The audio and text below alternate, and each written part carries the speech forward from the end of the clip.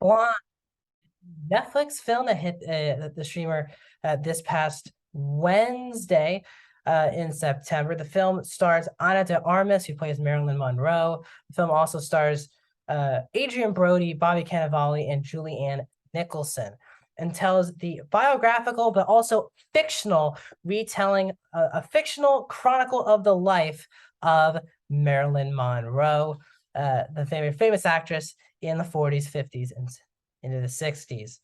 The film is 2 hours and 46 minutes long and is NC-17. Welcome back to a brand new movie review here on Mac Talk Movies. We're talking about Blonde. If you're new to the channel, please subscribe, ring the bell. I do movie reviews, TV show reviews, movie rankings, and a box office breakdown show. So if you're new to the channel, please subscribe and ring that bell so notified when these videos drop. Please like the video as well. The thumbs up on down below really helps support this channel more than you think. So if you're just checking this out for the first time or just any time, please hit the like button. It really helps me more than you think.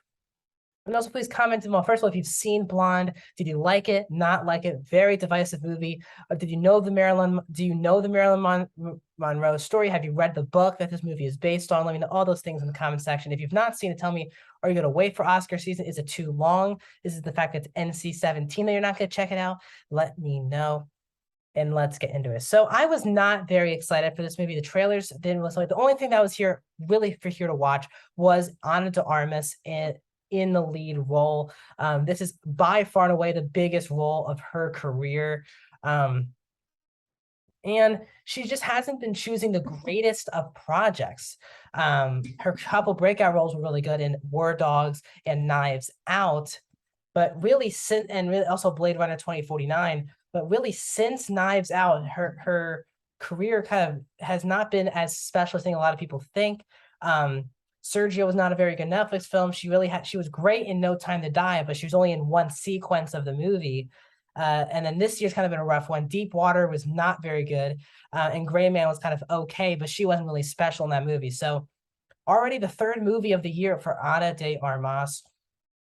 Let's get into my thoughts on this movie. By far and away, the best part of this movie, it's not even close, is Ana de Armas. This is a knock out of the park type performance.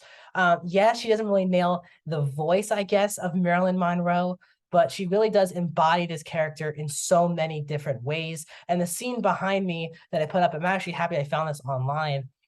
It's the best scene of the whole movie. It's the best great acting showcase where like Marilyn's kind of going through all these different things, and then she has to turn on it with a flip of the switch to be the full Marilyn Monroe. I thought it was a really excellent scene.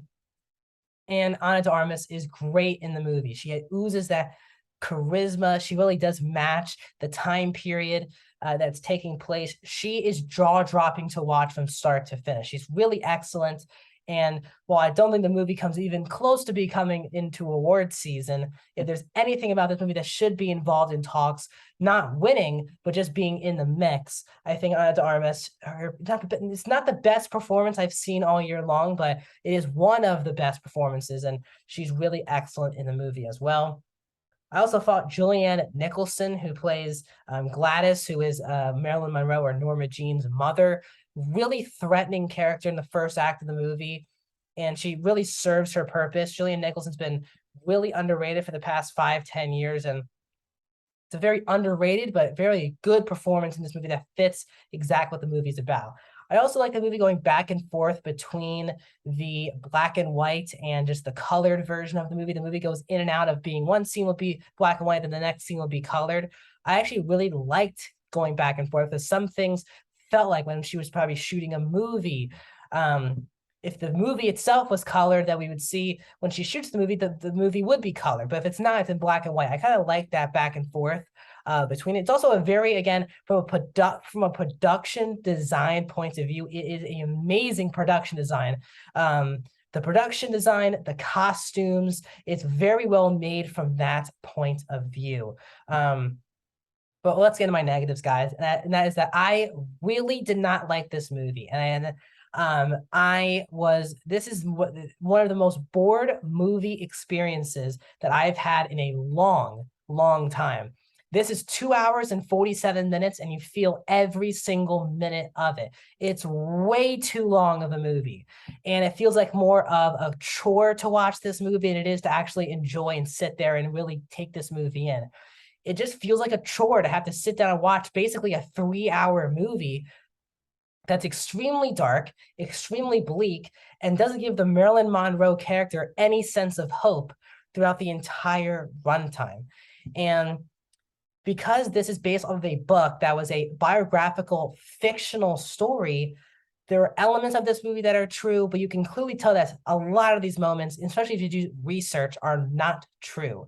And it at times really exploits the character of Marilyn Monroe, which I was not thrilled about. The whole movie is trying to do commentary at times that, you know, Norma Jean Marilyn Monroe was basically in Hollywood, and she was looked at the time just to be a dumb blonde actress. And clearly, based on what people have talked about in interviews, there's clearly more to her than she's clearly not a dumb person and an idiot and a klutz in real life. And I don't think this movie did it any reasoning, because her relationships in this movie with Bobby Cannavale's character, with Adrian Brody's character, with with Evan Williams and Xavier Samuel's characters, they're not interesting whatsoever. There's a scene involving Marilyn with JFK, which was really hard to watch, and the movie probably should have cut. And again, this movie should have never been NC-17. It felt like it was just NC-17 to be for publicity purposes. There's one scene really and that's for the JFK scene, and it's hard to watch. You don't really want to watch it. You don't understand why the movie isn't cutting or showing a different angle of what's going on. It was really disheartening at times watching. It really was disheartening to watch that scene. And the movie's just too dark, and it's too long of a movie. And I feel like it does a complete disservice to the real life Marilyn Monroe. I can see maybe if you knew her or associated with her, this probably is definitely not the story of the true Marilyn Monroe. I think because the movie is a fictionalized version of her life, it just comes off as really weird. I feel like the director also, Andrew Dominik, who I don't think I've seen anything of his work. He's directed 2 episodes of Mindhunter, but nothing I've seen. He wrote and directed this movie, and while I give him a lot of just negative for really, in my opinion, exploiting Marilyn Monroe, not giving her any positivity in her life, I think his direction at times is just as bad, because, as I said, the going back and forth between black and white and colored is smart, but the movie feels too pretentious in its direction. Right as you're getting into a scene, we're gonna have a weird cut angle, or it just feels like over the top direction.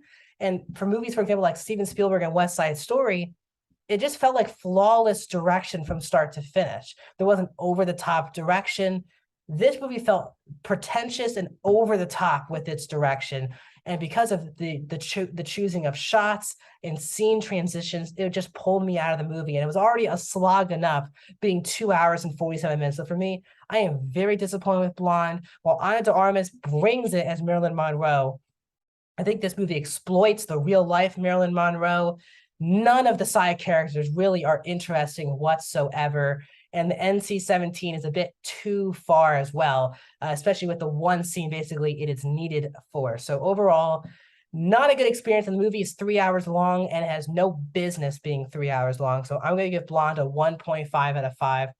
I'm going to go 27% for this movie. I really did not like this movie. And I know it's very divisive, and I'm not here to just add it, but I had to watch it on 2 tries. I watched the first hour one night and the final 2 hours the next night. It was just a slog to get through. So that's my thoughts on Blonde. Coming out also later today will be my breakdown of all the movies I've seen in the month of September. I'll see you guys soon.